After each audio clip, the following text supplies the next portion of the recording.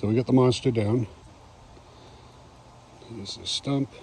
She went all the way out through there. We've cleared out a lot of the brush. Some of it's bucked up over here.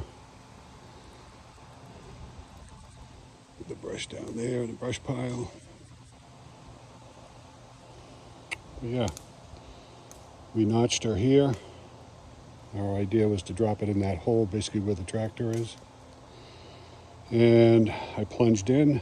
When I did, I felt the inside was all hollowed out, which made us both nervous. So I told him, I said, as soon as I yell, you pull on that cable. So I started my back cut in.